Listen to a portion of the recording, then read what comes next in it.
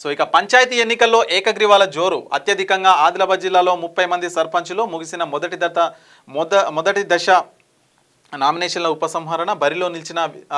అభ్యర్థుల సంఖ్యపై నేడు క్లారిటీ అభ్యర్థులకు తెలుగు వర్ణమాల ప్రకారం గుర్తులు కేటాయింపు మూడో విడత నామినేషన్లు షురూ అయిపోయినాయంట సో మొత్తానికి రెండో విడత సర్పంచ్ స్థానాలకు 28,278 నామినేషన్లు ఒక్కో పంచాయతీకి సగటున 6 నుంచి 7 పోటీ చేస్తున్నారు వార్డులకు 93,595 నామినేషన్లు అత్యధికంగా నామినేషన్లతో నల్గొండ జిల్లా టాప్ అయితే ఉందంట ఉపసంహరణకు 5 దాకా గడువు 14ల పోలింగ్ అదే రోజు ఫలితాలు కూడా బయటకు వస్తాయని చెప్పేసి కూడా మనకైతే వార్త అయితే కనిపిస్తుంది మరి ప్రస్తుతం గ్రామ పంచాయతీ ఎన్నికల్లో ఏదైతే ఏకగ్రీవాల పేరుతో ఏకగ్రీవాలు జరుగుతున్నా పెద్ద ఎత్తున అయితే జరుగుతుంది మరికొన్ని చోట్ల వేలం పాటలు అని చెప్పేసి మరికొన్ని చోట్ల ఏకగ్రీవాలు అని చెప్పేసి కూడా జరుగుతున్నాయి ఇప్పటికే మొదటి దశ ఏదైతే ఉందో మొదటి దశకు సంబంధించిన నామినేషన్ల ఉపసంహరణ కూడా టైం వచ్చేసింది మొత్తం కూడా వాళ్ళందరూ అభ్యర్థులను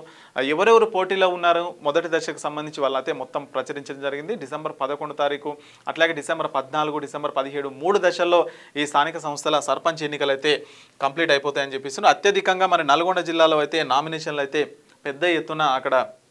వస్తున్నాయని చెప్పేసి కూడా మనకి ఇక్కడ వార్త కనిపిస్తుంది